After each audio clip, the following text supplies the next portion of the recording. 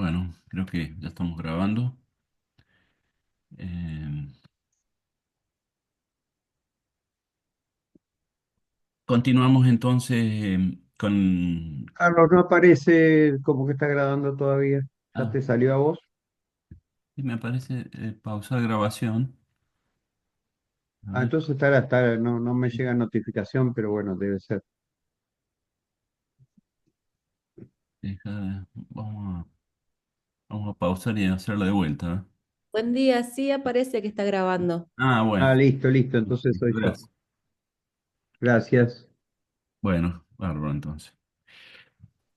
Continuamos entonces, que estamos en la unidad uno. Ya empezamos también a trabajar en paralelo con las actividades prácticas. Y las temáticas se van reforzando tanto en la teoría como en la práctica, ¿cierto? Nosotros no hacemos prácticas fuera de la institución y como ya lo hemos mencionado, están muy articuladas, muy relacionadas con lo que vamos viendo en la teoría. ¿M? Así que cosas que vemos acá, eh, bueno, son retomadas, son profundizadas, son vistas a veces también por otros autores en las prácticas, pero van a encontrar ustedes allí un complemento entre teorías y prácticas.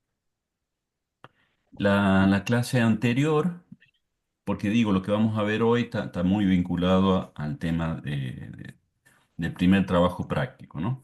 Pero antes de comenzar con este tema, eh, señalar o reiterar un poco lo que dijimos en la clase anterior, que estuvimos esencialmente, además de presentando el programa, planteando qué es la sociología, haciendo un pantallazo de esta disciplina, el por qué es importante la mirada sociológica.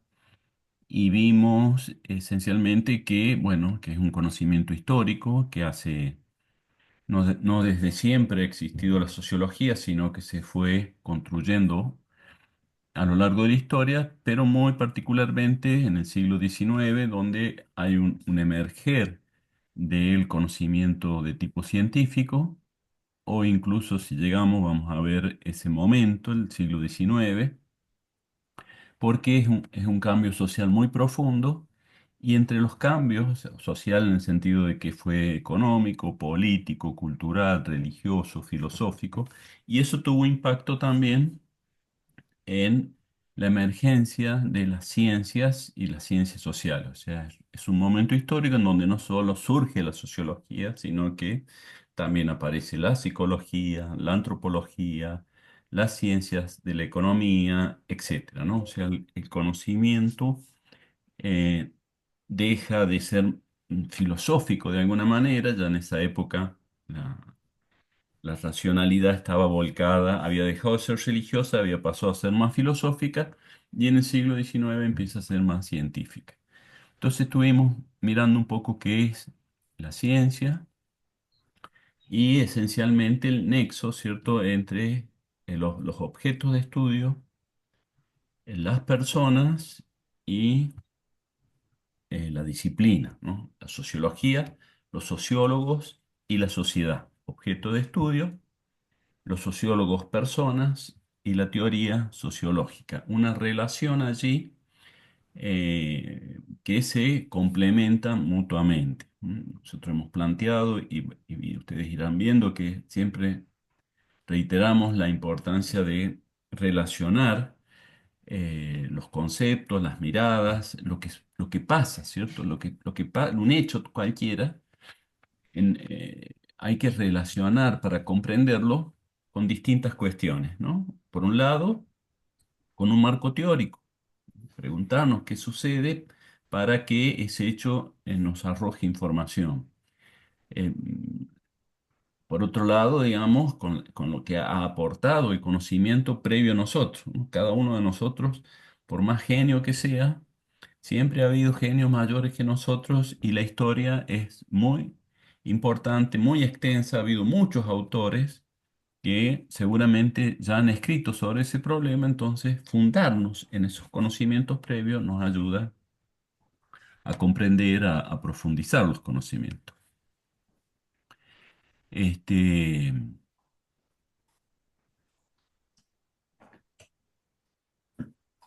bueno, entonces estuvimos en la clase anterior haciendo una referencia a esto, presentamos el programa y lo que hoy vamos a avanzar es en un trabajo que tiene que ver con la idea de qué significa la mirada sociológica sobre los problemas, las perspectivas sociológicas sobre los problemas.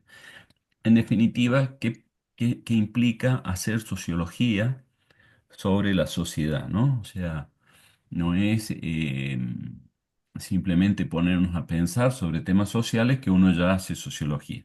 Aunque por supuesto que hacer sociología no es patrimonio, no es potestad de solamente los sociólogos, ¿no? O sea, podemos hacer sociología como podemos hacer psicología, filosofía, economía, de manera fundada. Pero claro, ¿cierto? No, el hecho que yo si me pongo a hacer psicología me van a meter preso porque no estoy habilitado en mi titulación para hacer psicología. Me refiero a pensar psicológicamente algunas cosas, ¿no? O leer o estudiar o saber sobre psicología, ¿no? Bueno, el tema de las perspectivas, la importancia de las perspectivas sociológicas es una mirada eh, que surge esencialmente porque cuando nosotros hablábamos de ciencia, no recuerdo si aclaré, supongo que sí, pues si no lo digo ahora, no es lo mismo hacer ciencia sobre la naturaleza, sobre la física, sobre los fenómenos naturales, que hacer ciencia humana o ciencia social. No es lo mismo porque esencialmente los seres humanos somos cambiantes. Tenemos una cuota de azar, de impredecibilidad, de libertad, que son cuestiones que al conocimiento científico se complica, ¿no? O sea, cuando uno establece una ley sobre un fenómeno físico, eso seguramente va a tener una validez durante muchísimo tiempo, esa ley, ¿no? Porque lo que está diciendo sobre ese comportamiento de la naturaleza seguramente es constante, es regular. La naturaleza tiene ciclos bastante regulares. No quiero decir que son mecánicos e invariantes, pero sí son ciclos que uno puede establecer conocimientos con esa también estabilidad. Si nosotros, por ejemplo, vemos, ¿no? Los ciclos de los climas, verano, invierno, primavera, otoño, ya vuelve a aparecer verano, primavera, otoño, invierno. Hay un ciclo repetitivo, todos los días sale el sol, por el este, se pone sobre el oeste, aparece a tal hora en enero, aparece a tal hora en febrero, etcétera, ¿no? Y uno puede entonces decir conocimientos con certeza, con estabilidad. En cambio, el ser humano, cada uno de nosotros, no se levanta todos los días a la misma hora, para hacer una metáfora con el sol. Por más que podamos armar un cronograma de trabajo, supongamos que trabajamos de lunes a sábado, y en el trabajo sí hay un ordenamiento de que se entra a tal hora, tal hora, tal hora. Eso nos da una pauta de regularidad. Pero así todo, a pesar de ese planteo de regularizar nuestros comportamientos, somos bastante impredecibles.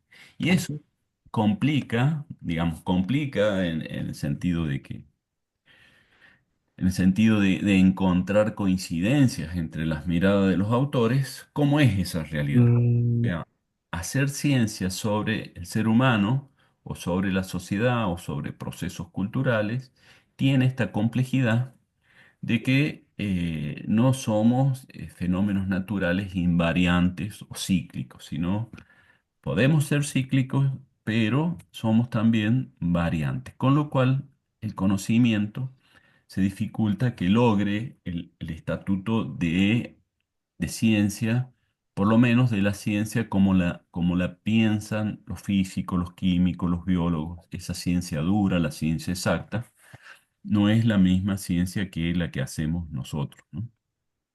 Entonces, Y entonces aparece la idea de que puede haber, y de hecho surgen, autores que piensan de una forma y otros que piensan de otra forma. Ustedes van a ver en psicología, por ejemplo, corrientes o escuelas psicológicas, el psicoanálisis, el cognitivismo, por ejemplo, quizás entre las más importantes. Nosotros en sociología tenemos corrientes también, ¿eh? Corrientes críticas o marxistas, corrientes funcionalistas, corrientes interpretativistas, que enseguida vamos a entrar en ellas. Y dentro de esas corrientes, los autores piensan de una forma y otros piensan de otra. Para uno el problema es uno, algún tipo de problema, para los otros son otros los problemas. E incluso cuando tratan un mismo problema, supongamos la pobreza, unos la abordan desde un lugar, desde unas ideas determinadas, desde una perspectiva particular, y otros lo abordan desde otras perspectivas. Entonces, ya desde un principio nosotros empezamos a mostrar que la sociología tiene su complejidad, pero a pesar de esta complejidad, los esfuerzos por comprender la sociedad no se desvanecen, sino que, bueno, se afronta este desafío de dificultades y de complejidades y se va aportando conocimientos, etcétera. Eh, Algo habrán visto ya en el práctico sobre este autor, así que vamos a ser breve también, Peter Berger y John Maxionis, sobre la perspectiva sociológica, ¿no? ¿Qué implica la idea, el concepto de perspectiva? Recuerden que yo dije, los que no tuvieron el primer clase, que pueden ustedes preguntar, participar, opinar. Así que no me molesta, al contrario, me viene bien que por allí participen, opinen, pregunten. Toda esa no es una interrupción a mi exposición, sino que viene bárbaro. Entonces, por ejemplo, esto, ¿no? ¿Qué es una perspectiva? ¿Por qué hablamos de perspectivas? Y no podríamos decir simplemente de una lectura de la realidad. Uno está leyendo, describiendo lo que la realidad dice. Ese no es el concepto de perspectiva, ese sería todo lo contrario.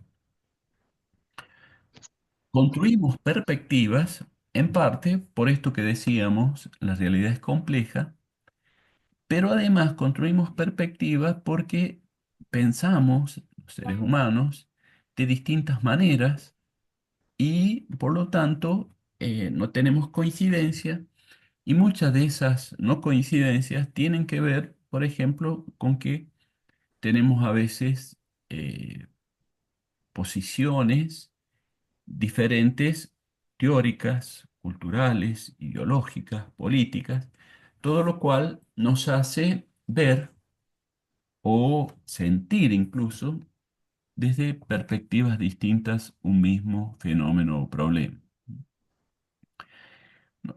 Muchas veces se cree que en las ciencias sociales lo que se dice sobre la realidad es una especie de fotografía fiel de esa realidad, que no hay una intervención subjetiva entre el conocimiento y la realidad.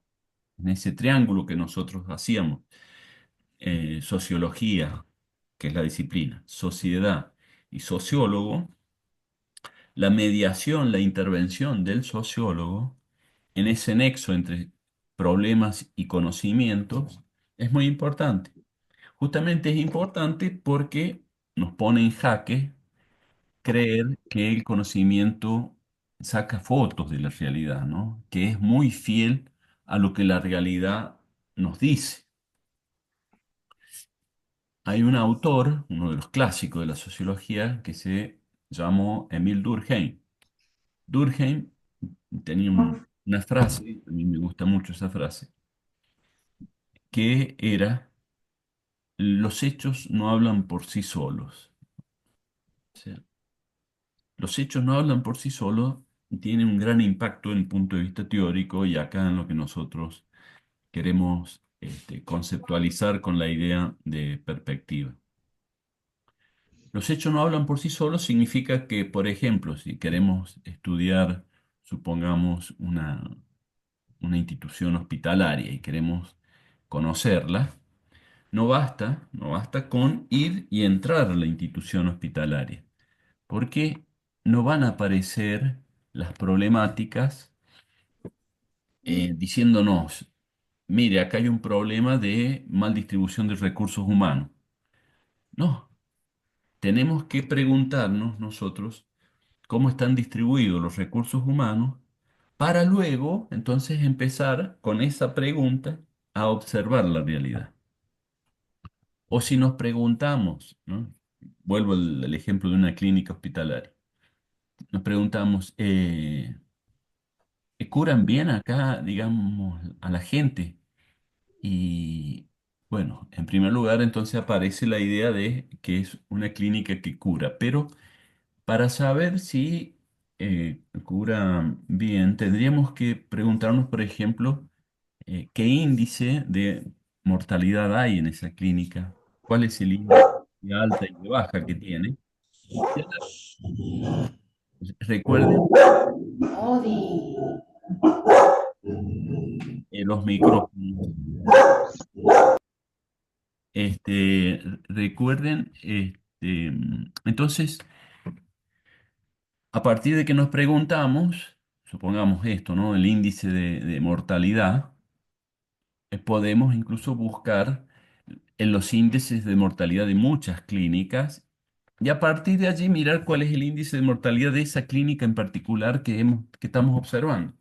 Y recién allí podremos saber, ¿m? Y tener una idea o una cercanía, ¿no?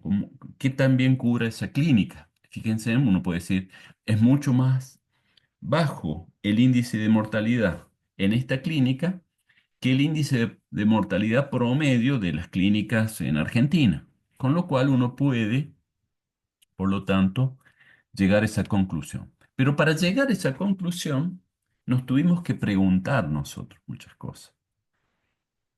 No es que uno se entra a la clínica y ya inmediatamente nos baña el conocimiento así, diciéndonos los recursos humanos están excelentes, en esta oficina hay sobrepoblación, el índice de mortalidad es bueno. No, esa información aparece en la medida que uno se pregunta cosas. Por eso, cuando Durkheim dice los hechos no hablan por sí solos, significa que hablan, metafóricamente, ¿cierto? Hablan en la medida que uno les pregunte. Si uno se pregunta cosas, los hechos pueden hablar. Dependerá a veces entonces de la pregunta, las respuestas que obtenemos. Por lo tanto, dado que nuestras preguntas son importantes, acá interviene la idea de perspectiva. La idea de perspectiva tiene que ver con cierta influencia subjetiva del que conoce sobre esa realidad. Yo voy a ver una perspectiva es como decir, yo abro una ventana y miro una parte de la naturaleza. Ahora, ¿qué ventana abrí? ¿La que da al este, la que da al oeste, la que da al norte? ¿Mm? No tengo la posibilidad de mirar a 180 grados lo que sucede. Mi vista, mi perspectiva, siempre es acotada, es focalizada. Entonces, pensar eso, ¿cierto? Que la sociología nos brinda una perspectiva sobre una realidad compleja, que no solamente es social, sino que también es biológica, es psicológica, es política, es histórica. Bueno, la sociología va a aportar una perspectiva sobre los fenómenos sociales, sobre eh, el ser humano, sobre su historia, sobre las problemáticas. Nosotros, nosotros vamos a transmitir sintéticamente en un curso algunas de las ideas de grandes autores que han conceptualizado estos temas y que, bueno, están en los libros, hay videos, hay mucho material para ir construyendo esa perspectiva. Bueno, puntualmente, Peter Berger plantea, ¿cierto?, que la sociología, en sus perspectivas, nos permite, por ejemplo, ver y relacionar lo general en lo particular, ¿no? ¿Qué significará ver lo general en lo particular? Yo estoy como, ya vi este video hace un tiempo, pero me ha quedado impactado y sigo pensando, ya se los recomendé, pero si alguno no estuvo en la primera clase, lo recomiendo. Ese video, la película, está la serie de adolescencia, que la vio, seguramente va a comprender eh, mejor lo que voy a poner como ejemplo acá. Bueno, en esa serie se ve un chico que violento, pero uno puede pensar, ¿cierto? Puede pensar a qué se debe esa violencia y lo que pasó allí, eh, cuenta la serie, cuáles son las razones por las cuales se tomaron, no quiero contarlo del todo, eh, que se tomaron esas decisiones bueno, que después se cuentan en la película, ¿no? Pero uno podría preguntarse si el adolescente, el protagonista, es absolutamente responsable él de lo que hizo, o si, por ejemplo, la familia de él, sobre todo la imagen del padre, ha incidido en su comportamiento. Uno se puede preguntar, por ejemplo, si la cultura escolar, si sus amigos, si las redes sociales han tenido algo que ver en su comportamiento. Incluso hasta nos podríamos preguntar si la chica que fue un poco la víctima de la situación no generó, no tuvo también algo que ver. Obviamente que sería una locura decir que la chica es responsable, sería invertir, ¿cierto?, de poner a la víctima de victimario, pero sí marcar elementos del contexto que han incidido en el comportamiento tan a veces irracional, tan sorprendente de lo que terminó haciendo este chico, ¿no? Entonces, mirar lo general en lo particular tiene algo que ver con eso, ¿cierto? Mirar que una persona no solamente es lo que le surge por sí mismo, sino que de alguna manera también expresa lo que pasa cerca de él. Sí, Lidia. Buenos días, profesor. Vale. Con respecto a, o sea, terminé de ver la serie, comencé a mirarla y me pareció demasiado impactante, pero después cuando usted dijo que había que analizarla, bueno, me puse a terminarla. Y con respecto a eso que usted dice, no entiendo que sea, que la propuesta suya sea convertir a la víctima en victimaria, pero sí entiendo que la chica actuó de acuerdo a los movimientos de empoderamiento femenino en donde ellas o las mujeres podemos abordar a los varones, siendo que hace unos cuantos años atrás abordar a un varón o provocarlo era de casquivana, de facilita y si bien todavía son conceptos que se tienen en cuenta ahora y que los mismos jóvenes los manejan. Esa es una regalada, esa es una fácil, porque todavía estamos en esta interacción de paradigmas del patriarcado y de la liberación femenina y un montón de cuestiones mezcladas. Entonces, eh, creo que decir que si fue solamente víctima o victimaria o el grado de participación necesaria, entraríamos, me parece a mí, también en conceptos polarizados, porque la, la interacción humana lleva, o sea, una acción genera un montón de otras posibilidades, no necesariamente una reacción, como se estaría pensando desde el positivismo, sino que una acción humana en este momento genera un abanico de aperturas o de posibilidades, o sea, sería en términos se refractan en un montón de opciones. Y, y la actitud de la chica, a mi modo de ver y entender, tiene que ver con esto de cuestiones de género, en donde las chicas se animan a tomar iniciativas que tiempo atrás no estaban vistas, no estaban bien vistas.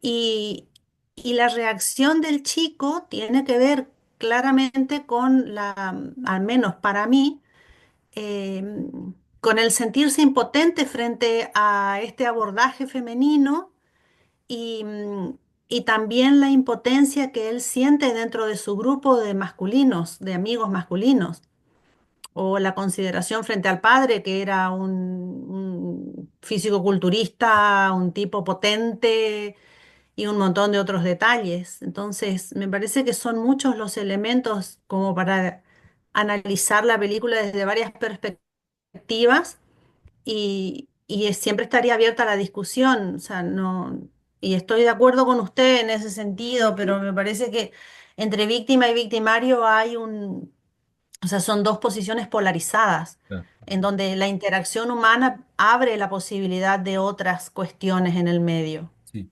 porque el niño también es una víctima. Claro, sí, sí, sí. Yo pienso exactamente como usted y le agradezco todo este análisis que he hecho. Sí, yo dije, ¿no? Gracias. Simplemente dije lo de víctima y victimario para mostrar la complejidad, ¿no? No hay no es simple lo que pasó allí. No es que el chico es un maligno y después, no sé, por su maldad hizo lo que hizo. De alguna manera, ese pibe ha sido también víctima de presiones de los amigos, de los padres. Expresa ese pibe algo más allá de sí mismo, ¿no? Entonces, hay algo allí que es lo que nos dicen cuando uno quiere hacer sociología.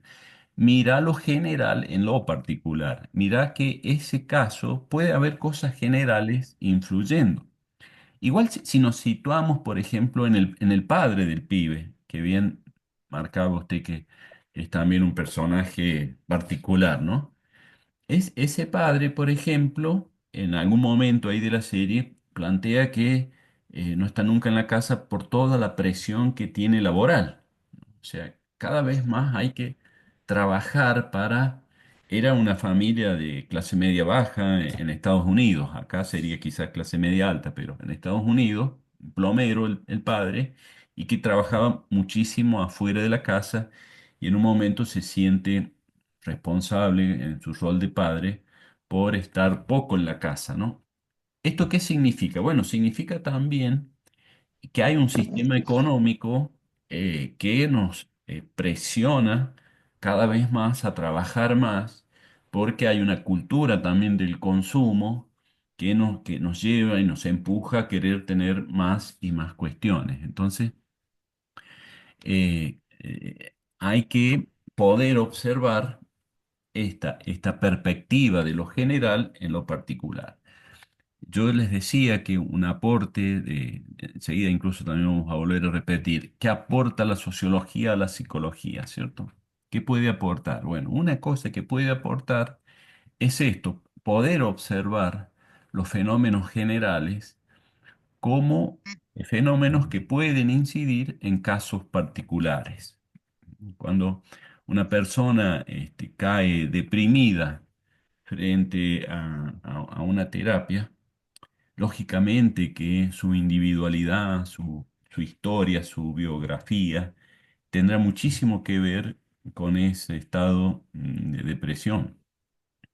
Pero eso no significa que no pueda haber cosas en el entorno, en su grupo de amigos, en su familia, algo que está más allá de sí mismo, que pueda estar allí generando esas angustias, ¿cierto? O sea, eh, poder mirar más allá del Profesor, individuo solo. Sí, perdón, Livia. Si me permite, y desde otra perspectiva, siguiendo, tomando el concepto que está compartido en la pantalla, también se puede entender que la película intenta instalar en la sociedad la baja de la inimputabilidad en los menores, como otra lectura, Sí, sí, sí. porque De hecho, hay un movimiento mundial sobre eso sí, también. sí, Entonces, sí. también podría ser otra perspectiva. Puede ser otra perspectiva analizar eso. Sí, tiene muchos hilos de donde uno puede Gracias. tirar y analizar, ¿no? Bueno, esta entonces, una cuestión que tenemos que hacer cuando uno hace sociología es esto, ¿no? Ver lo general en lo particular. Y sea el hecho que sea las circunstancias que fuere, eh, poder hacer ese marco es siempre enriquecedor. Algo parecido, pero que no es lo mismo, es poder ver la relación entre el todo y las partes y el todo. Vamos a poner con un ejemplo eh, para ver qué quiere decir relacionar el todo con las partes. De vuelta, si vamos a una institución y queremos analizar esa institución hospitalaria. Entonces, uno empieza, supongamos, mirando un sector, el sector de urgencias, supongamos, ¿cierto? Una parte de ese hospital es urgencia. Bueno, comprender qué es si funciona o no funciona, si es acorde a la demanda que hay sobre los accidentes que suceden y que atienden en urgencia, claramente que uno tiene que empezar a mirar también nuevamente, ampliar la mirada y ver, por ejemplo, en esa institución, supongamos, cuántos enfermeros hay en la sección de urgencias y cuántos enfermeros hay, supongamos, en otras secciones, no sé, en la sección de quirúrgica, en la sección de cardiología, no sé cuántas secciones tendrá un hospital, ¿no? Pero supongamos que tenga 15 secciones, entonces uno puede comparar y relacionar allí la parte emergencias, ¿no? Con el resto de la institución, ¿no? Con el todo. La relación parte-todo también ayuda a comprender. Si yo, un ejemplo más banal, si yo les digo, fui a correr en una competencia y salí tercero en esa competencia. ¿Cómo interpretar ese dato? ¿Cierto? ¿Es bueno el dato? ¿Es magnífico? ¿O es más bien malo? La respuesta es, hay que ver, profesor, cuántos compitieron. Si compitieron, no sé, 50 personas, salir tercero es bastante bien, ¿no? Ahora, si compitieron tres y usted salió tercero, bueno, también no estuvo. Quizás estuvo muy bien porque llegó y salió tercero, pero este, hay que ver también, ¿cierto? Hay que ver otras cosas, hay que ver la edad de los otros competidores. Si eran mayores que yo, salir tercero tampoco es bueno. Ahora, si era gente joven, y llegar tercero puede ser bueno, a pesar de que éramos tres nomás los que corrían. Entonces, el dato en sí, cuando uno aísla un hecho, un dato, por sí solo, no brinda mucha sentido, comprensión, sino que esto se logra cuando uno hace una relación de mayor contexto, ¿no? En este caso, la parte con el todo. ¿No? Ya no se trata de un hecho con la sociedad, en donde intervienen variables diferentes. La parte y el todo se trata de una relación dentro de un mismo ámbito. ¿No? Sería como comparar, no sé, una fruta de un árbol con todas las frutas del árbol. Voy a cortar una fruta del árbol y elegí la fruta que estaba picada por los pájaros. Hice mal porque había otras frutas mejores. Esa fruta que está picada por el árbol es una excepción dentro del conjunto. O corté una fruta que estaba verde, pero había otras que le daba más el sol, que estaban más maduras. Esa relación de la parte con el todo es también una relación que nos da información, ¿no? Que nos da una perspectiva para poder comprender en mayor profundidad. Bueno, otra idea del autor, esta es interesante también, que dice no perder de vista que las cosas no son lo que parecen ser, ¿no?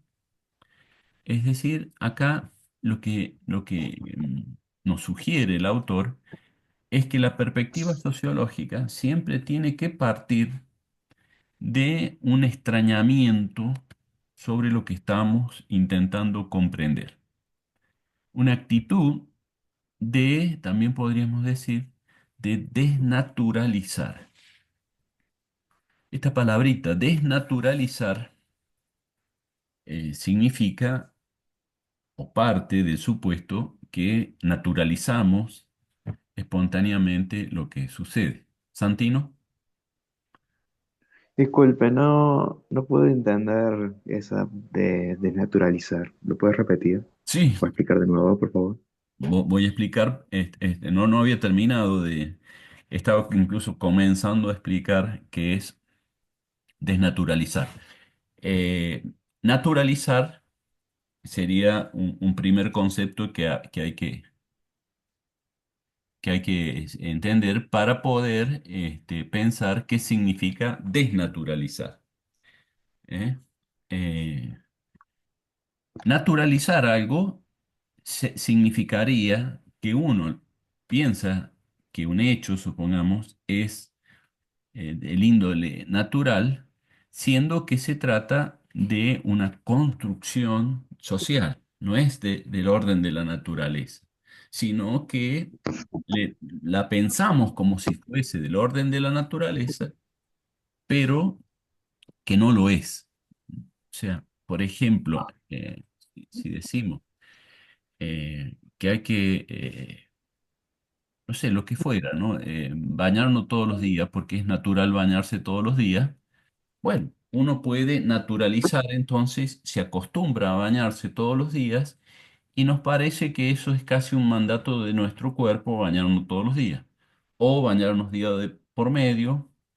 eh, Esas prácticas de higiene, eh, si bien tienen un efecto sobre nuestra naturaleza importante, eh, valiosa, ello no significa que vengan desde nuestra biología el mandato de bañarnos diariamente. No hay un mandato natural, sino que la costumbre nuestra nos hace creer o pensar que es natural lo que estamos haciendo. ¿Eh? Naturalizar entonces significa que vemos como un hecho natural algo que es aprendido, algo que tiene incidencia o que viene de la cultura, de la enseñanza familiar. Ángeles, veo que levantas la mano. Disculpe, profe, no entendí la parte de ver y analizar lo general y lo particular. ¿Me lo podría volver a explicar? Sí, eh, lo general en lo particular. Decíamos que una persona puede hacer cosas que el contexto general tiene influencia en eso que está haciendo. Ahí el ejemplo que tomábamos es un ejemplo de un acto violento de un muchacho, pero lo que queremos decir es que para comprender ese acto violento no alcanza solo preguntarle a él por qué lo hizo, porque preguntarle a él por qué lo hizo podrá decir cosas muy importantes, pero incluso puede hasta desconocer cierta presión del medio sobre las razones por la cual hizo lo que hizo. De hecho, acá, volviendo al caso de la película, hay una parte de la película que el pibe tiene una charla muy interesante con una psicóloga, ¿no? Y la psicóloga le pregunta si el padre es violento y el pibe dice que no, para nada. Sin embargo, después se ve que el padre es violento, ¿no? Entonces hay ahí una influencia de ese contexto familiar en su modo de ser. La figura paterna tiene mucho que ver con lo que pasó. Esto es un pequeño ejemplo, es un mínimo ejemplo para marcar cómo, en este caso, el hecho particular, la actitud violenta de un pibe, eh, una razón que hay que considerar es mirar, por ejemplo, su contexto familiar, ¿no? Y a la familia mirarla en el contexto económico. Es decir, hay razones que uno tiene que salirse del caso particular y, y relacionarlas con dicho caso para así poder comprender en mayor profundidad. ¿Se entendió ahí un Disculpe, poquito? Sí. entonces sería, para poder comprender el hecho hay que analizar el contexto en sí de por qué se realizó ese hecho. Bueno, eso sí, está bien, sí. El contexto como un sinónimo acá de la idea de lo general, ¿no? Claro, Sí. gracias. Nada. Eh, no sé, me está quedando manos levantadas ahí, porque Livia, porque me queda tu mano, que no sé si querés hablar de vuelta o no, si no, bájala la mano, porque me queda como levantada. Y Mailén, te di la palabra. Sí, ahí me escucha. Sí, Sí, no, un comentario en relación a lo que preguntaba la compañera Ángeles, de esta cuestión de poder verlo, analizar lo general en lo particular, tiene que ver con el nacimiento de la sociología como campo del saber en relación al desarrollo de las ciencias naturales. La sociología, cuando nace con esta pregunta por qué pasa con lo social en el, digamos, y con los estragos que iba generando el capitalismo como modo de producción, hay un intento de asimilar o de tomar, prestar, copiar, situar el método de las ciencias naturales para pensar lo social. Entonces, la relación entre lo general y lo particular tiene que ver con generalizar, o sea, poder pensar en ciertas, en su momento se hablaba de ciertas leyes del comportamiento social, todo eso fue cambiando obviamente con el tiempo, pero la relación esta, ¿no? De intentar generalizar o poder establecer ciertas leyes en función de un caso singular o particular, tiene que ver con ese origen de la sociología. Después eso, con el tiempo, con el paso de las décadas, con las distintas escuelas, se fue matizando, pero es algo siempre para problematizar. Y de hecho, es eso, me parece a mí lo que el aporte más grande que en el nacimiento de la psicología también la sociología puede hacer, ¿no? Poner a este sujeto, los modos de subjetivación atravesados por una serie de causalidades, una multicausalidad, una multidimensionalidad de factores que influyen en la constitución subjetiva y demás, desde lo micro hasta lo macro. Pero esa relación no es lineal, es histórica y tiene que ver con eso, con ese tratar de copiar de alguna manera lo que hacían las ciencias naturales. sí. Bueno, muy bueno, muy interesante el aporte también, ¿cierto? Cuando uno relaciona lo general con lo particular, no solamente yo estaba poniendo el acento en otra cuestión que no es contradictorio con lo que estás aportando, ¿no? Yo ponía el acento en ver la influencia que tiene lo general en lo particular. Para comprender el hecho particular, ver el contexto general. Lo que vos estás señalando sería un poco que eso tiene después una consecuencia interesante, que es poder generalizar el conocimiento que uno puede señalar sobre los casos particulares. Es decir, acá hay que entender un poquito de lógica también, ¿cierto? Los razonamientos eh, inductivos, deductivos. La ciencia se inclina más por un procedimiento de ir de casos particulares al general. O sea, por ejemplo, un razonamiento inductivo, ¿cuál es? Es observar casos, por ejemplo, Juan es un ser vivo, por lo tanto es mortal. Pedro es un ser vivo, por lo tanto es mortal. María es un ser vivo, por lo tanto es mortal. Muchos casos en que uno observa que los seres vivos son mortales, luego de observar muchos casos particulares, llega a la conclusión que todo ser vivo es mortal. Ahí llegué a la generalización de observar que todos los casos particulares se repiten y por lo tanto se generalizan. Eso sería, digamos, como el proceso inverso, ¿no? Observar lo particular, comparar con otros hechos particulares, ver si son semejantes y luego generalizar, ¿no? Ese paso de construcción de un conocimiento científico. Ahora, lo que nosotros estábamos marcando era poder, en la mirada sociológica, ver las influencias, los por qué esta persona hace tal cosa, el por qué en esta familia se dan tales problemas. Eh, ¿qué influencia tiene que en una escuela se esté enseñando esto y no tal otra cosa? Entonces, bueno, poder ver qué hacen las otras escuelas, por ejemplo. Ver lo general en lo particular. Bueno, cuando hablábamos de naturalizar, porque este es el concepto de naturalización, desnaturalizar, significa con esta recomendación para hacer sociología, de que cuando uno está frente a un fenómeno, el fenómeno no solo que no nos dice nada, como decía, los hechos no hablan por sí solos, sino que uno se posiciona frente a los hechos con cierta mirada de naturalización, ¿no? Eso que está pasando es natural. Por lo tanto, si creemos que es natural lo que sucede, esto tiene un efecto al conocimiento, que es que nos surge a nuestra vista la posibilidad de poder observar, por ejemplo, que hay cosas que no son tan naturales, que eso que estamos observando es de alguna manera uno de los posibles emergentes entre muchos que podrían haber sucedido. Vamos a poner ejemplo porque estoy hablando en abstracto, ¿no?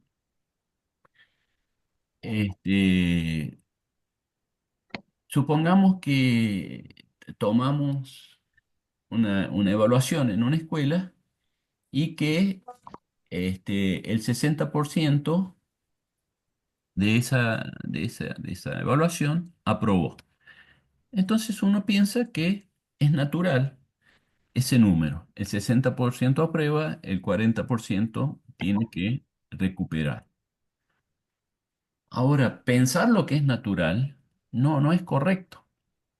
No es correcto porque en la evaluación pasada el número de aprobados fue del 50, en otro grupo fue del 80, el año pasado fue del 35. Entonces, no es natural un valor, en este caso, que haya aprobado el 60%. Tiene que ver con el grupo, tiene que ver con el examen, tiene que ver con cómo se preguntó. Hay muchas cosas que intervienen en ese fenómeno que ha surgido. Ahora, si uno piensa que ese índice es natural y no se hace más preguntas y simplemente, bueno, se continúa con otra cosa, ¿no? Bueno, y así se me ocurrió ese ejemplo, pues podemos pensar en cualquier otra cosa, ¿no? Que supongamos en una familia, que si un chico dice, hoy no tengo ganas de ir a clase, y los padres dicen, bueno, está bien, quédate. La respuesta, bueno, está bien, quédate, pensar que es la respuesta obvia, lógica y natural, ¿no? Y por lo tanto, el chico va a la escuela si tiene ganas y si no tiene ganas, no va a la escuela. Que lo natural sería respetar el mandato paterno. Ya te doy, Ángel, la palabra. Bueno, esto tampoco es natural. Más allá de que pueda estar bien o mal, decirle sí, anda, quédate, no, anda, ¿no? Pero no es natural una decisión de ese tipo. Eh, Y desnaturalizarla es una actitud de decir, bueno, por lo menos preguntarnos por qué, ¿cierto? ¿Por qué querés faltar? ¿Por qué no querés ir? La pregunta esa nos puede llevar incluso muchas veces a que podamos visualizar ciertos problemas que hay en la escuela. Si nosotros, un hijo nuestro no quiere ir a la escuela y decir, bueno, está bien, no vayas, sin ni siquiera preguntarle por qué, y bueno, eso difícilmente podamos comprender en profundidad. Desnaturalizar, por lo tanto, significa sacar a luz, poder ver cosas que si no, no las observamos. Ángel,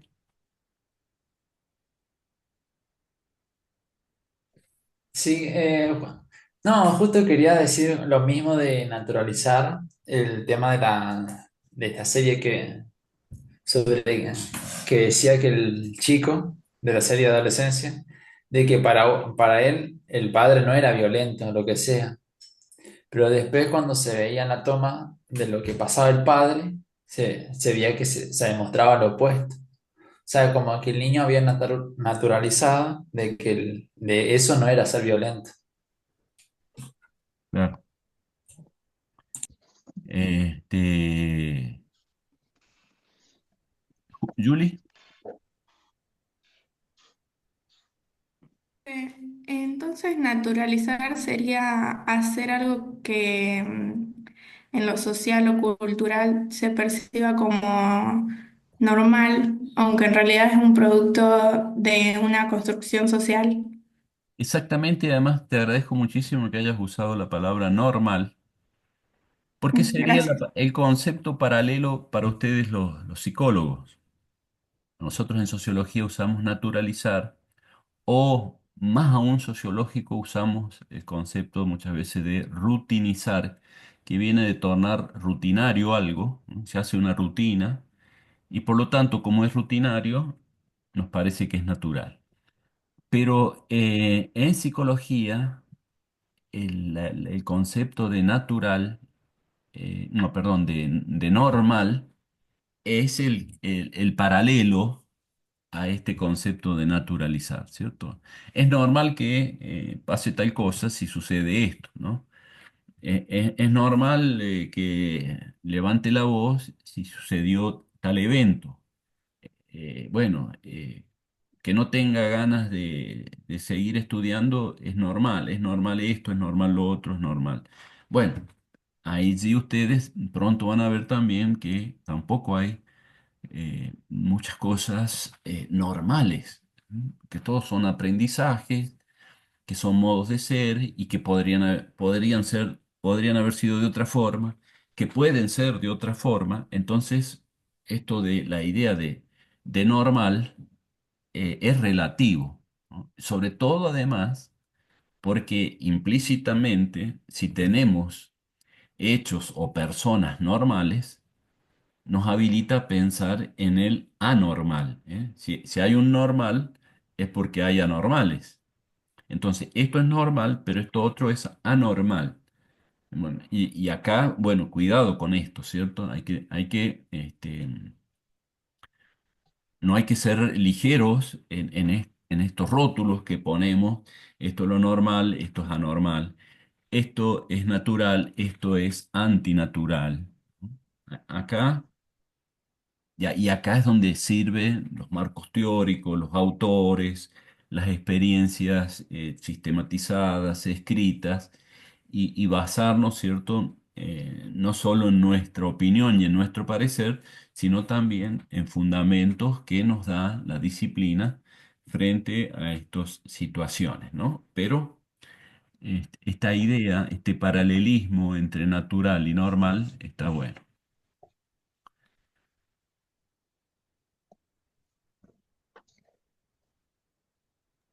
Profesor, otro Sí, ejemplo creo que sería el tema de naturalizar o de que es normal que afuera de los boliches todos los fines de semana haya peleas, o que el consumo de droga en jóvenes sea mayor o cada vez es como más normal ver gente fumando en las calles, como que naturalizamos eso y no podemos ver el problema que está de fondo de todas esas situaciones, que vendría a ser lo desnaturalizado.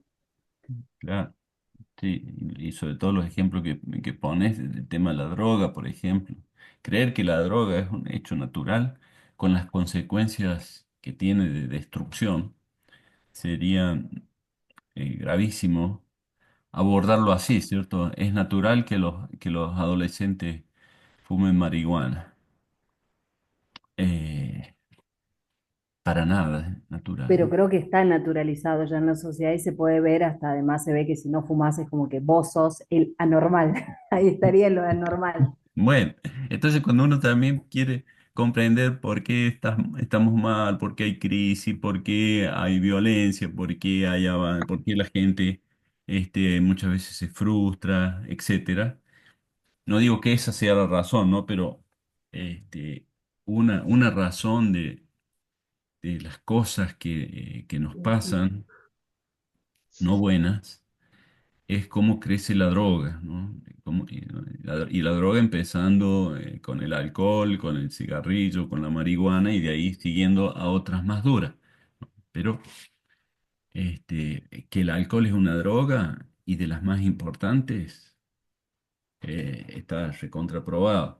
Y los efectos son bastante siempre nocivos, ¿no? Es imposible que lo único interesante que tiene la droga es que uno la pasa bien un ratito nomás, pero las consecuencias quedan y son nefastas para la persona que se droga y para su contorno, para su grupo de amigos, para su familia, para toda la sociedad en su conjunto. Tiene daños muy, muy importantes.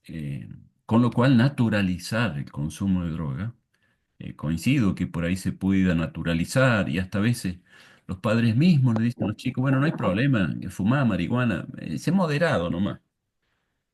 La naturalización de eso es ver el semáforo verde, ¿verdad? Entonces por acá podemos transitar por acá.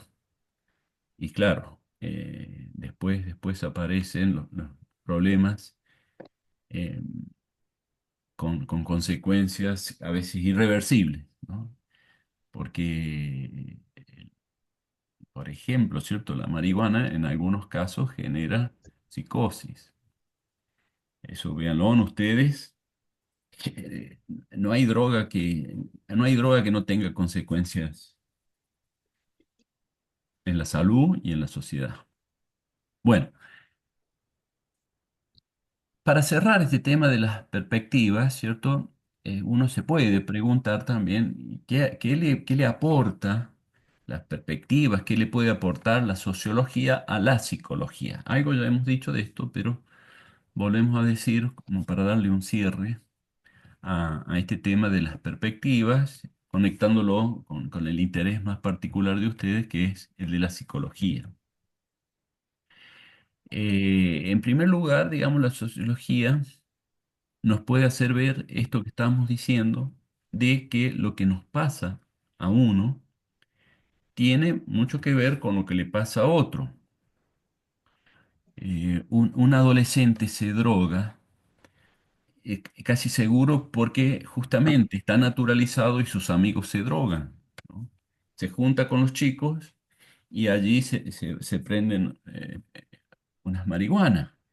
Entonces, después, a quien más mal le hizo fue a Juancito, ¿no?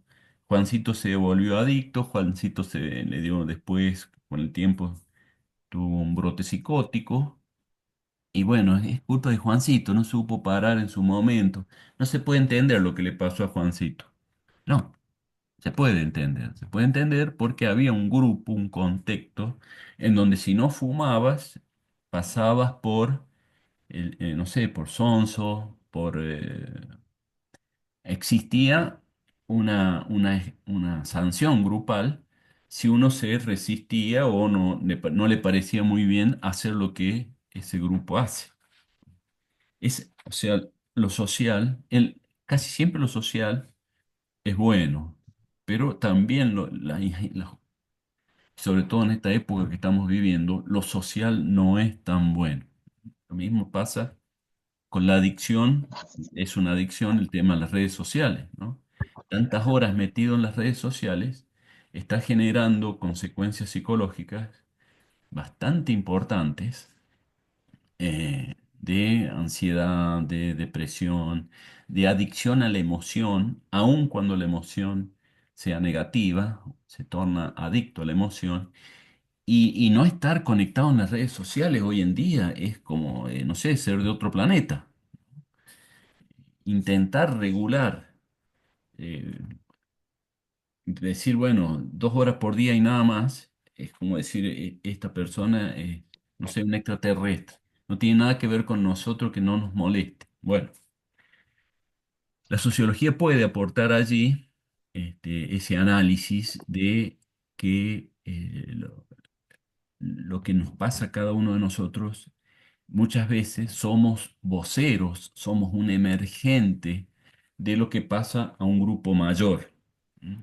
Lo que, mi hijo es como es porque sus compañeritos son así también, ¿no? Entonces, ese aporte es el aporte que la sociología puede hacer a la psicología, porque ustedes no van a trabajar con la sociedad, ustedes van a trabajar con casos particulares.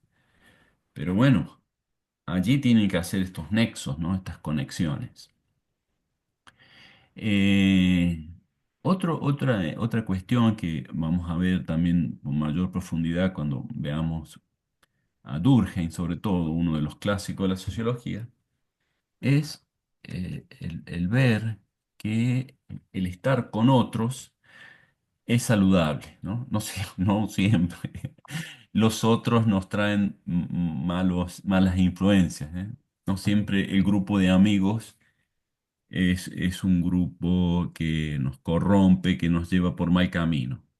Necesitamos estar con otros. Quedarnos solos es también un factor de angustia, de depresión, de sufrimiento. El ser humano tiene un impulso natural a estar con otros. Somos seres sociales por naturaleza, podríamos decir. Yo creo que les decía, a ustedes les contaba, siempre cuento el mismo ejemplo, así que creo que ya lo conté, ¿no?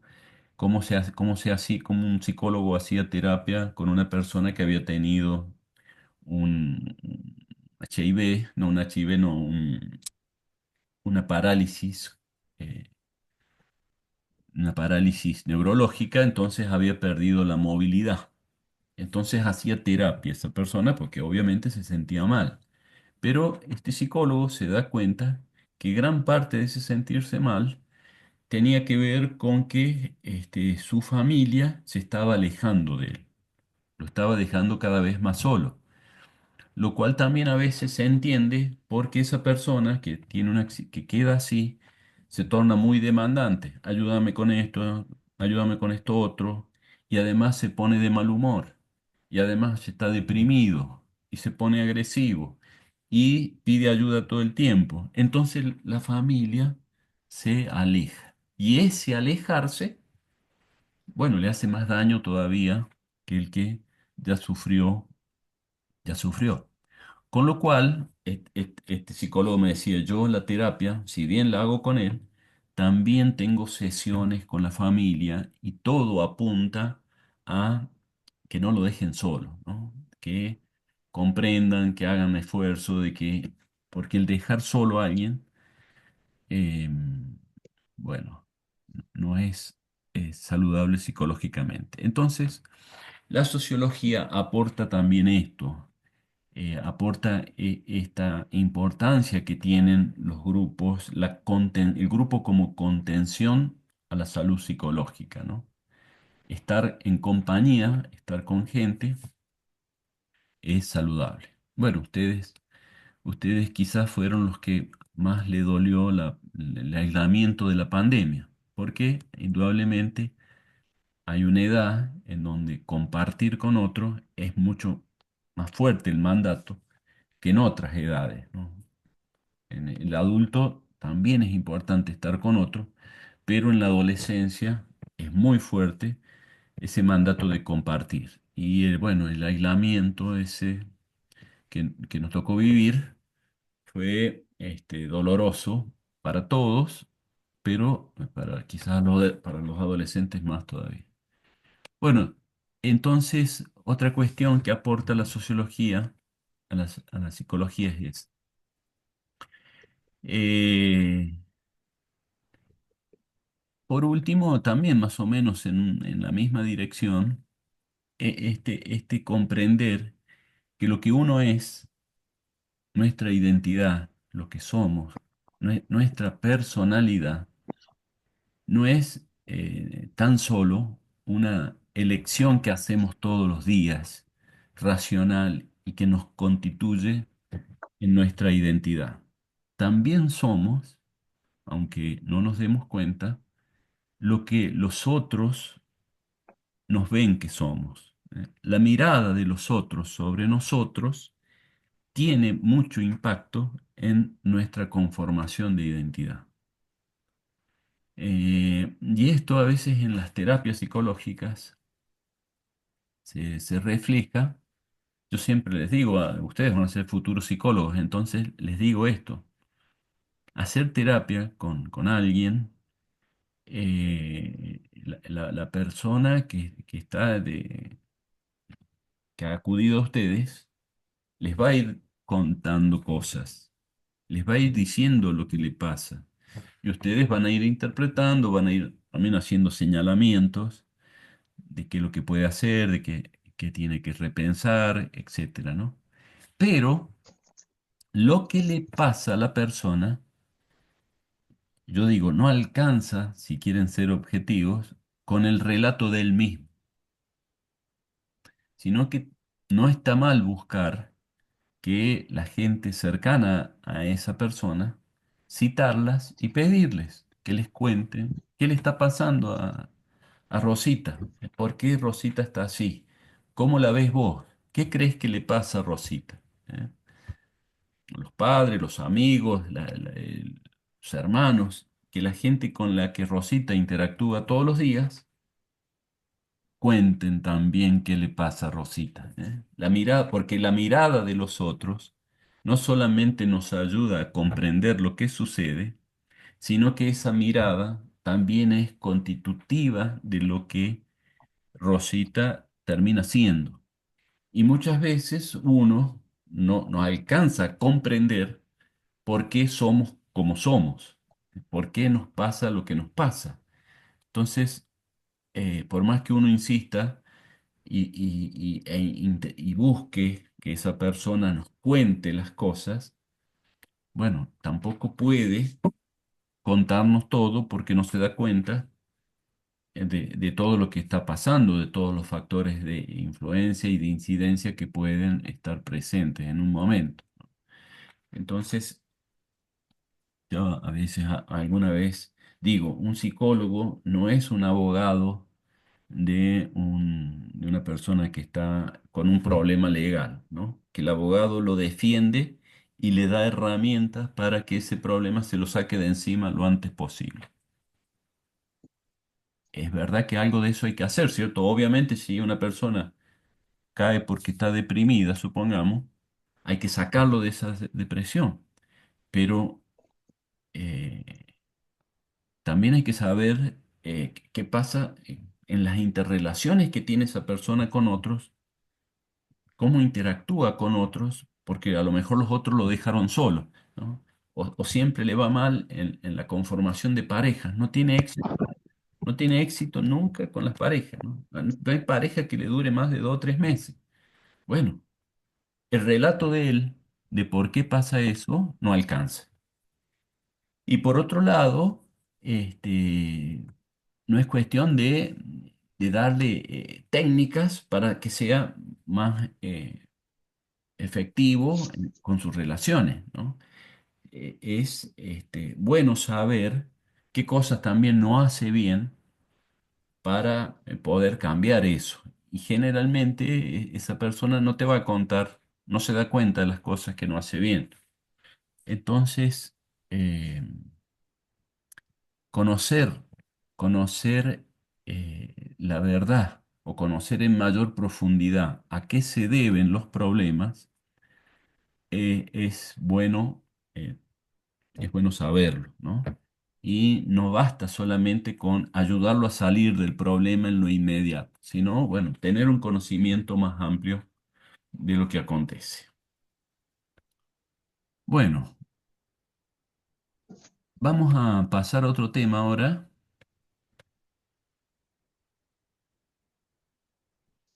que tiene que ver con algo hemos dicho, pero claramente no lo hemos profundizado, lo vamos a profundizar ahora, que tiene que ver también dentro de la unidad uno. Todavía estamos en esta unidad, detenernos decíamos nosotros que la sociología surge en un momento histórico y las razones por las cuales surge la vamos a ver ahora, y también vamos a ver las principales corrientes de la sociología. A pesar de que este tema de las corrientes después nos llevan dos unidades que le dedicamos a las mismas, la unidad 3 y 4, o 3 y 6 si mal no me equivoco, tienen que ver un poco con las corrientes, con los teóricos, con los clásicos, pero entre hoy y la próxima clase vamos a profundizar, vamos a señalar las principales corrientes, sus temas, sus autores, a modo introductorio. Entonces, esto es lo que sigue ahora, ¿no? El contexto de emergencia de la sociología y sus principales corrientes teóricas. Eh, bueno, ya habíamos dicho entonces que la sociología surge en el siglo XIX, que es un siglo que aparecen muchos cambios sobre todo en Occidente, ¿no? En Europa, en América, se producen profundas transformaciones, o venían sucediendo incluso de antes, y uno de los impactos de esas transformaciones fue que aparecen las ciencias sociales y las ciencias humanas. Es decir, acá el contextualizar el porqué de la sociología es también un mandato sociológico, ¿cierto? No vamos a creer que la sociología surge porque hubo un gran pensador o tres o cuatro grandes pensadores en un momento dado, y gracias a ellos es entonces que se creó la sociología. Eso es correcto, pero incompleto. Es incompleto porque hay que ver qué estaba pasando en la época moderna, en la modernidad como un momento histórico que pasaron muchas cosas, y entre ellas surgen las ciencias sociales y humanas. No solo surge la sociología, surge la psicología allí, surge la antropología, surge la economía, surge las ciencias políticas. Surgen en esta época de cambios, porque los cambios, un efecto de los cambios es precisamente que desnaturaliza, en este caso, un orden social determinado, y empiezan a aparecer a la luz muchos elementos sociales que no se veían, fenómenos nuevos. Cuando hay cambios, cuando hay crisis, cuando hay transformación, un efecto puede ser obviamente que la gente se siente mal, se siente en crisis, etc. Pero para los analistas, para los teóricos, son momentos fantásticos porque justamente sacan el velo de supuestos órdenes naturales o cuestiones que no se veían antes. Entonces, momentos de cambio, no es casualidad que momentos de cambios profundos han hecho de contexto para que aparezcan las ciencias, y más particularmente las humanas y sociales, porque la física ya existía. Pero bueno, a modo de repaso del secundario, veamos qué fue la modernidad. Comentarios breves también, porque no es nuestra materia hacer historia, pero sí comprender que la sociología es una creación histórica, tiene un momento histórico en donde surge. ¿Qué pasó, digamos, en el siglo XIX? El siglo XIX quizás es el siglo en donde más fuertemente se pone en evidencia una serie de cambios que habían empezado en el siglo XVI a gestarse. La época, la Edad Media, había entrado en un proceso de cambio cada vez mayor hasta que termina, digamos, tomando forma y transformación con los procesos de revolución industrial, de la Revolución Francesa, que también generó un cambio político y de rol del Estado muy importante, y una serie de cambios más. Ahora, algunas características de lo que era la Edad Media, para también eh, contextualizar y comprender el cambio de la Edad Moderna. Ustedes tienen entre los materiales videos también de esto que son muy ilustrativos, que recomiendo que vean, porque sintetizan, ¿no?, qué fue la Edad Media, qué fue la Edad Moderna, que son contextos claves que también sirven no solo, repito, ¿no?, para entender la sociología, les va a servir para entender por qué surgió la psicología también. La Edad Media, una edad donde el orden social tenía como eje estructurante fundamental a la Iglesia Católica.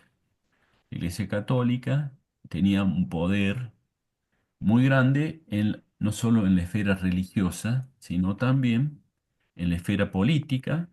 La Iglesia era como si fuera la ONU ahora, ¿no? Un organismo que, por ejemplo, tenía poder sobre los reyes en Europa.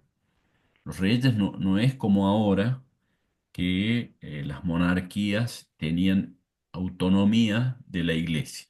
No, las monarquías dependían de la iglesia. Entonces, tenían un poder político muy grande, el poder religioso y las explicaciones religiosas sobre la naturaleza, la vida humana, la explicación, el sentido de vida, lo brindaban las religiones. Entonces, allí también el ser humano encontraba sentido de su existencia, respuestas a sus dudas, los procedimientos de cómo actuar de manera justa, debida, todo se encontraba monopolizado por la Iglesia Católica. Ahora, esto a lo largo, esto, y duró muchísimos siglos, ¿no? La Edad Media tiene muchos siglos de existencia y estabilizó un orden social, mantuvo un orden social general muy prolongado, muy significativo. Pero de a poco fueron gestándose algunas transformaciones hasta desencadenar hechos en donde ese poder de la iglesia se pierde. Uno de estos hechos fue separar la iglesia de los estados nacionales.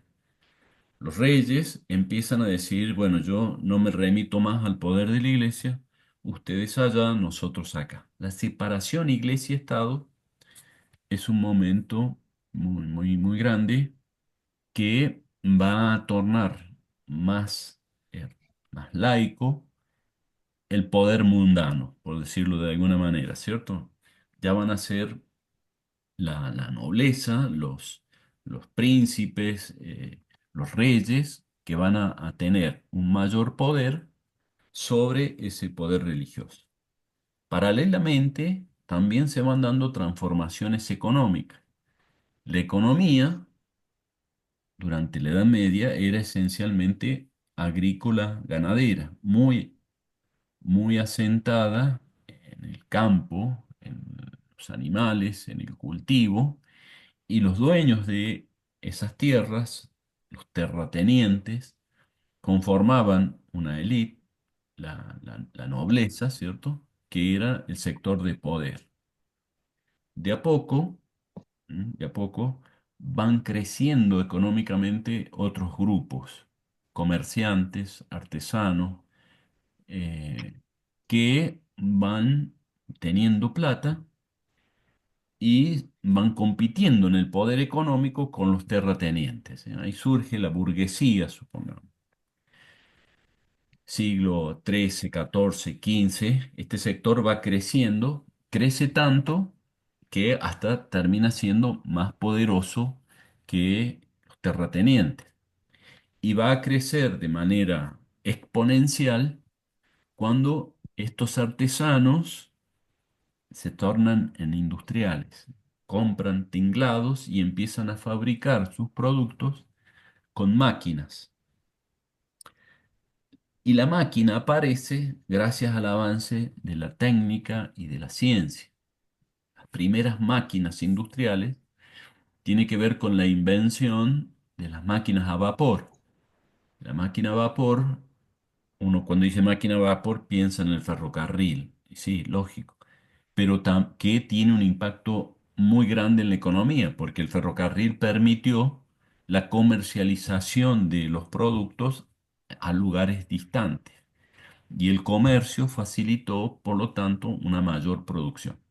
Pero decía que la máquina a vapor también contribuye a máquinas industriales, hacer con, con máquinas las cosas que antes se hacían manualmente. Y esto no estuvo en manos de los terratenientes, sino que era este otro sector social que de a poco venía creciendo y empoderándose.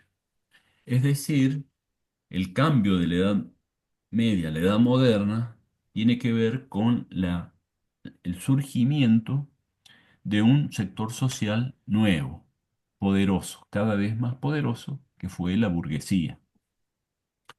Y la burguesía, como eh, necesitaba también de la ciencia, tenía la iglesia aliada con los nobles y los terratenientes, empieza la burguesía a ver con simpatía ciertos filósofos que eran críticos de la religión. Empiezan a apoyar, a darle poder a autores más racionalistas, empiristas, Descartes, Locke, ya lo van a ver en filosofía ustedes, van a formar una corriente de pensamiento, los iluministas, que traen luz, de ellos se llaman iluministas porque dicen que la Edad Media y la religión oscurecían, ¿no? Oscurecían la razón humana. Bueno, ellos van a ser los que traen la luz de mano de la razón.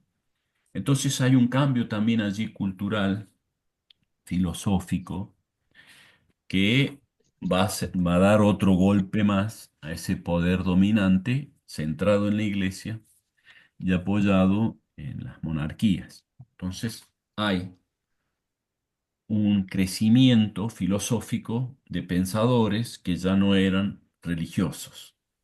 Bueno, y cambios en el arte, en la ciencia. En el arte, por ejemplo, empieza cada vez más el humanismo a tener impacto en las pinturas, en las estatuas. Eh, ¿Por qué? Porque la idea, ¿cuál es? Y que el ser humano tiene, eh, es bello, y tiene valor e importancia de ser más allá de lo que la religión nos diga. Acá, acá digamos, hay aportes que vienen entonces conjugándose desde muchos sectores. También, por supuesto, es el momento de donde surge, eh, y estas tensiones hacen su máxima explosión en Francia, que aparece la Revolución Francesa.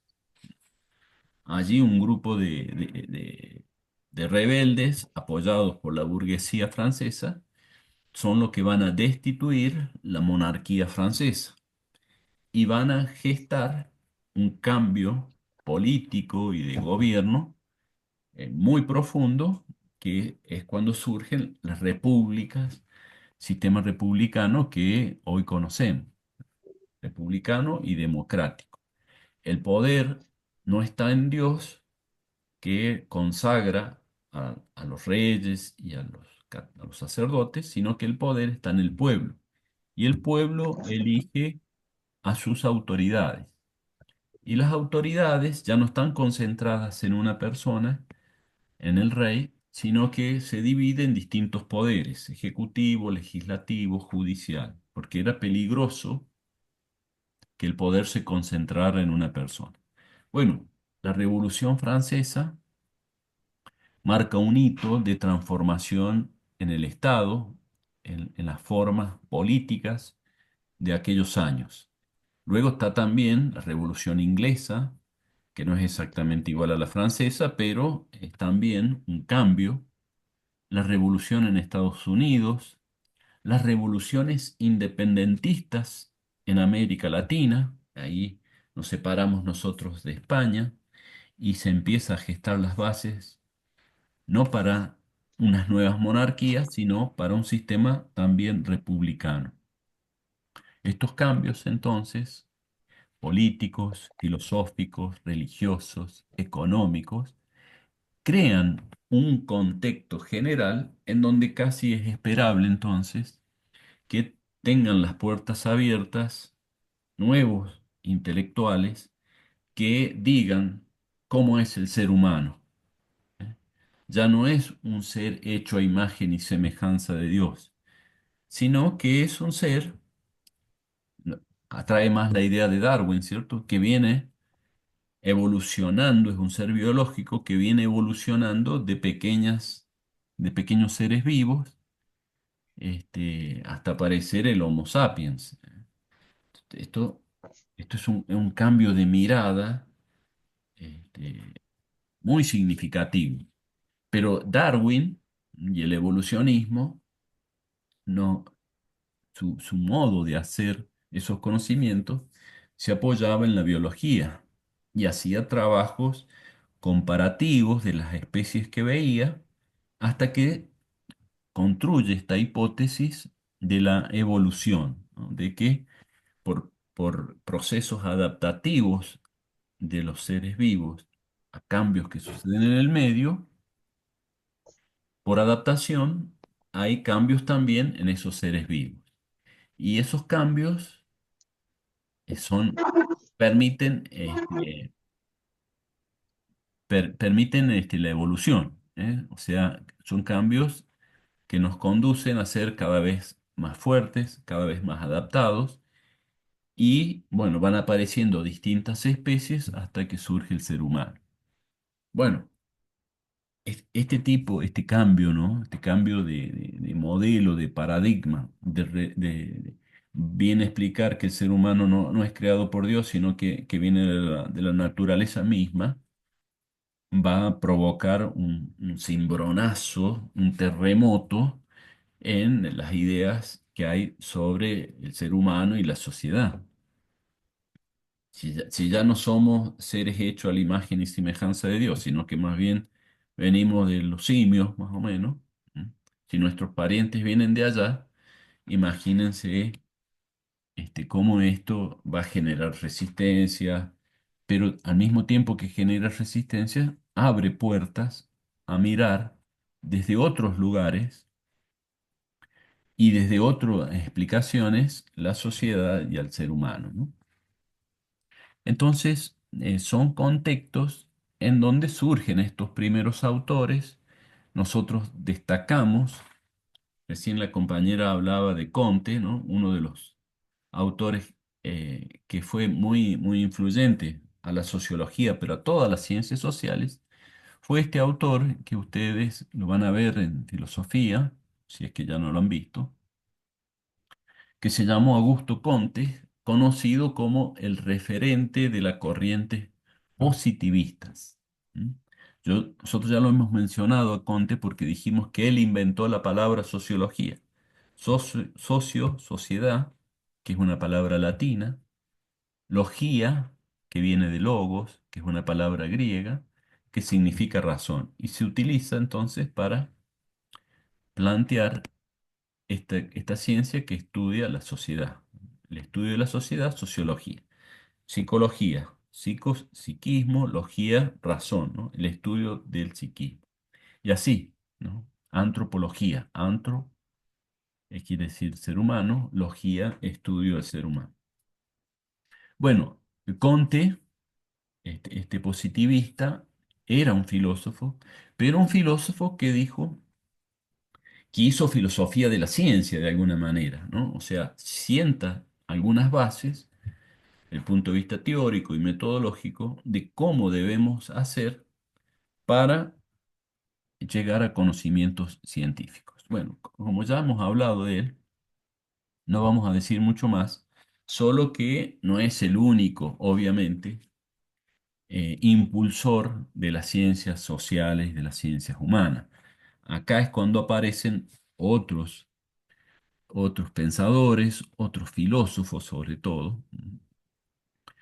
Quizás alguno se esté preguntando, ¿por qué filósofos? Y nos está planteando que son los fundadores de una ciencia que es la sociología. Bueno, la razón es simple. Son filósofos porque no existía la carrera de sociología. Todavía la sociología estaba en pañales, ¿no? Hay que esperar un tiempo más a Conte para que se conforme un cuerpo de conocimientos importantes y para que estos conocimientos sean enseñados en las universidades y así después estarán los sociólogos. Ninguno de los tres grandes, que se les conoce como los padres, ¿no? Los autores más relevantes de la sociología, son sociólogos. Ni Marx fue sociólogo, ni Durkheim fue sociólogo, ni Max Weber fue sociólogo. Todos eran filósofos, pero que sientan las bases, sus conocimientos, ya estaba la idea de ciencia, entonces trabajaron bastante científicamente y sus conocimientos son los que van a formar parte de lo que se enseña después en las carreras de sociología. Por supuesto que no es lo único que se enseña, porque estamos hablando, ¿cierto?, de hace 200 años atrás. Imagínense ustedes la cantidad de estudios y de autores que después vinieron a completar estos trabajos iniciales de los autores. Pero bueno, volviendo también un poco a lo que hemos dicho, se generan corrientes. No todos piensan igual, sino que algunos miran de una manera la realidad social y otros lo hacen de otra forma. Entonces, acá en este cuadro, que no sé si lo están viendo, hay una síntesis muy apretada de lo que son las corrientes, cuáles fueron, qué propósitos básicos, qué metodología, qué conceptos, cuáles son los principales continuadores. Así que vamos a ir dando un pantallazo, como les decía yo, un pantallazo general de las corrientes y después en otras unidades nos vamos a detener con mayor profundidad. Pero ahora, como estamos en esta unidad uno de dar una presentación o una introducción de qué es la sociología, sus perspectivas, sus marcos de surgimiento histórico, también vamos a presentar acá esto que son las corrientes. Bueno, uno de los clásicos de la sociología es un filósofo que se llamó Karl Marx. Seguro todos han escuchado hablar de él, de Marx, del marxismo. Este, también a veces se lo relaciona, ¿cierto?, al Partido Comunista, a los socialismos. El barbudo, como le dicen por ahí, algunos despectivamente le dicen el barbudo. Bueno, nos guste, no nos guste, estemos de acuerdo en algo, en poco, en nada, eso es irrelevante para no conocerlo, ¿eh?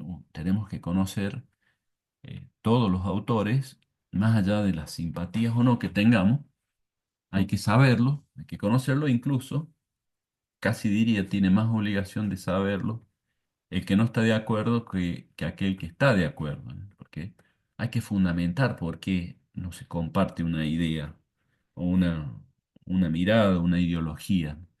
No hay que tener no hay que ser dogmáticos, o sea, no hay que tener una adhesión solamente emocional. Decir, no, a mí los socialismos no me gustan porque lo dice, no sé, fulano de tal, y yo rechazo eso. ¿Pero por qué lo rechazas? No, porque a lo sumo repetirá alguna idea por ahí, ¿no? Porque son empobrecedores. Ah, ¿y por qué son empobrecedores? ¿Qué es lo que lleva a la pobreza de estos planteos? Entonces, nada mejor que saber por qué llevan a la pobreza. Si es que se quiere saber en profundidad, ¿no? Entonces, tenemos que conocer todas las perspectivas, por más que nos guste una y no nos guste la otra. Hay que conocerla para estar fundamentado. Casi que les podría decir lo mismo a ustedes con las corrientes en psicología.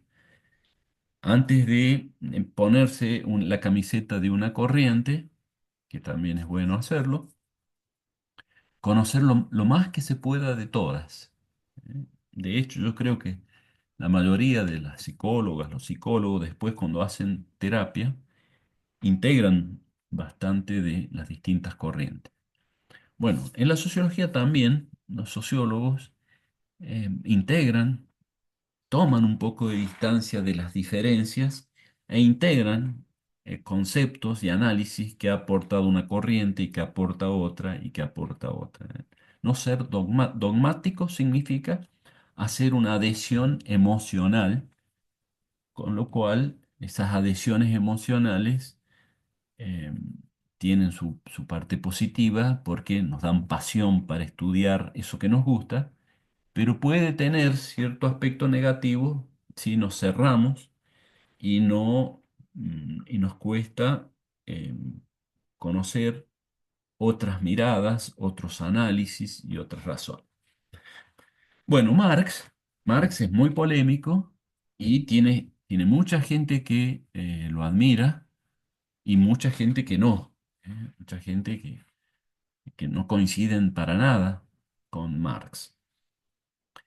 Eh, bueno, repito, nosotros lo vamos a ver y que nos guste o no, queda en libertad de cada uno de ustedes este, coincidir o no. Yo siempre lo único que pido es si entre ustedes yo trato siempre que doy un autor, trato de que ustedes crean que si doy Marx, que soy marxista, si doy Weber, que soy weberiano, si doy Durkheim, que soy durkheimano, ¿eh? Yo siempre intento explicarlo desde las lógicas y con lo mejor que se pueda.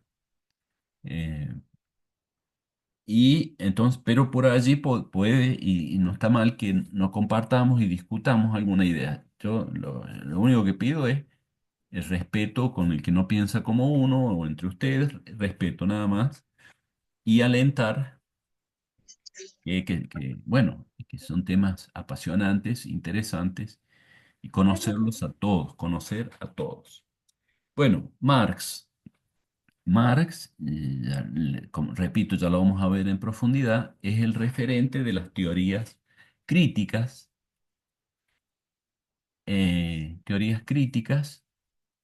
también conocidas como teorías del conflicto o teorías marxistas. Los nombres marxista porque viene de Marx.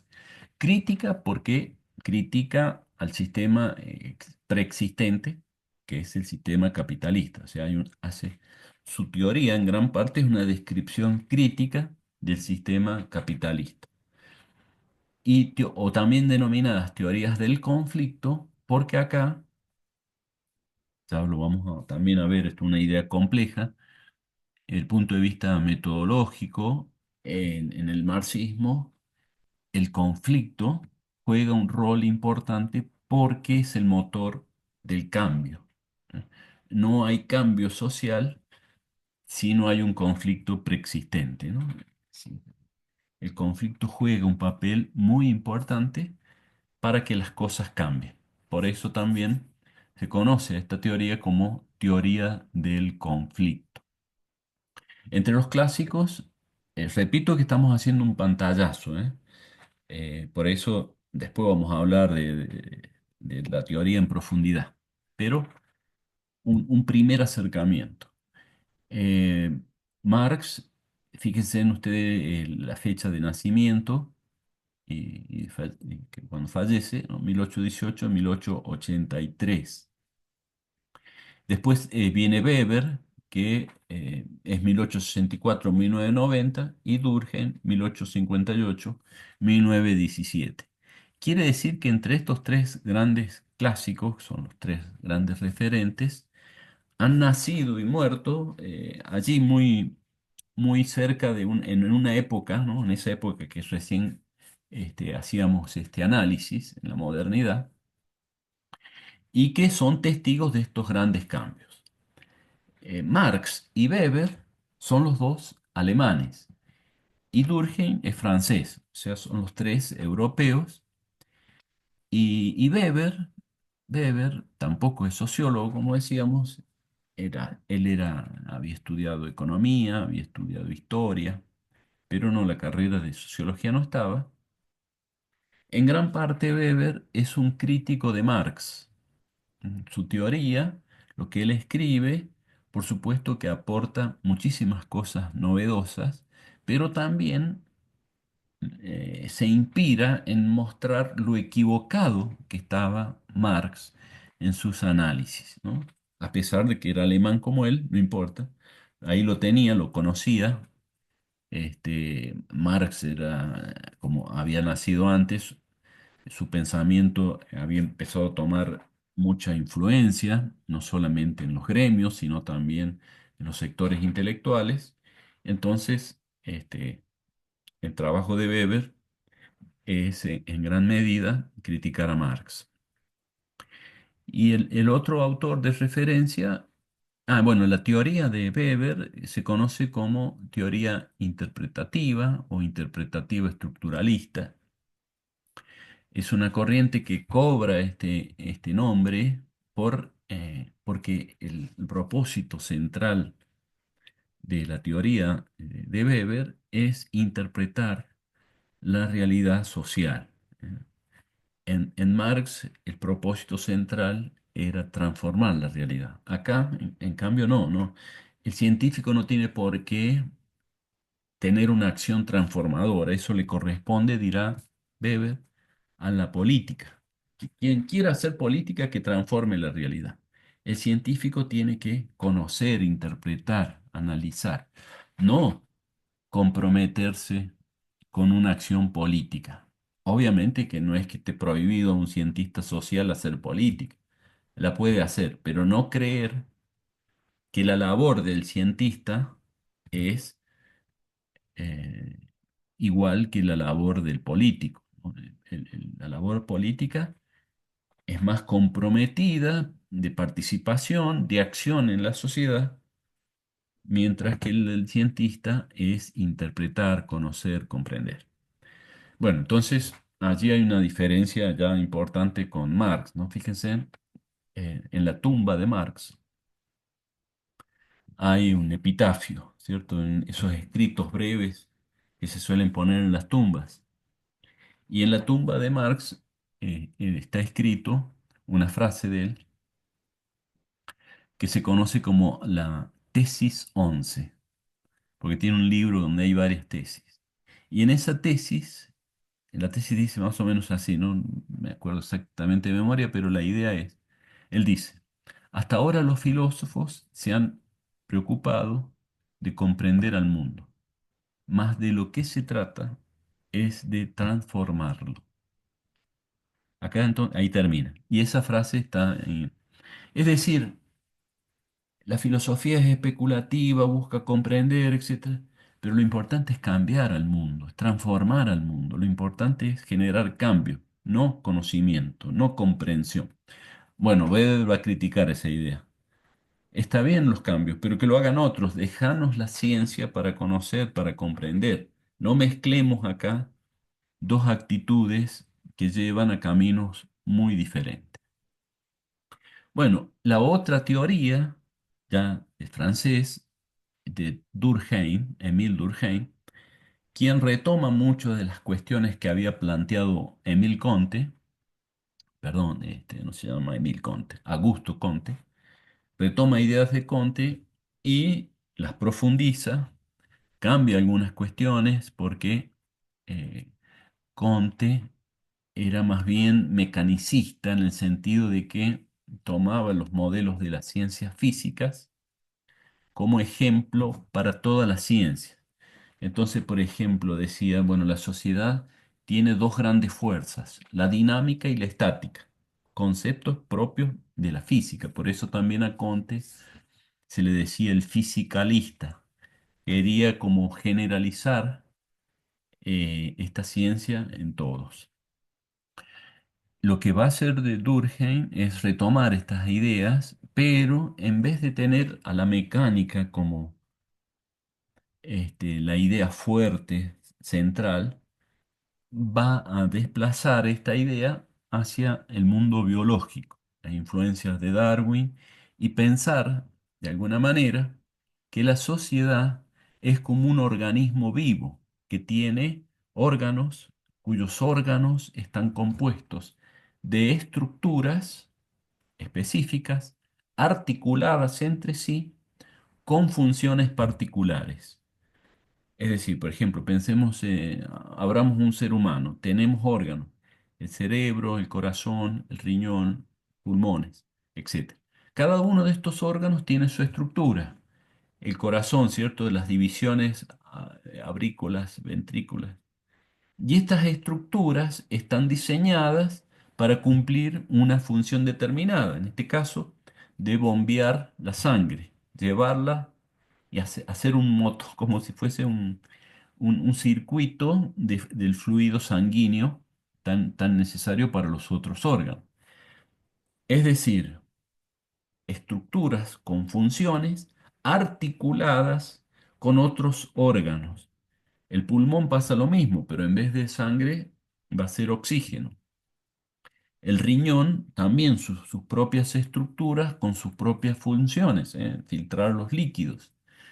Y así. Ahora, toma esta idea y la lleva a la sociedad, pero en vez de órganos va a pensar en términos de instituciones y va a señalar que las instituciones, como los órganos, poseen estructuras y funciones. ¿Para qué? Para que el todo social, al igual que el todo de un organismo, superviva, evolucione, se desarrolle con cierta naturalidad, ¿no? Entonces, por eso se denomina también teorías funcionalistas, por la relevancia que le da a la función que cada institución, cada hecho social viene a cumplir en un marco más general, ¿eh? ¿Cuál es la función que tiene que cumplir la familia en la sociedad? ¿Cuál es la función que tiene que cumplir la escuela en la sociedad?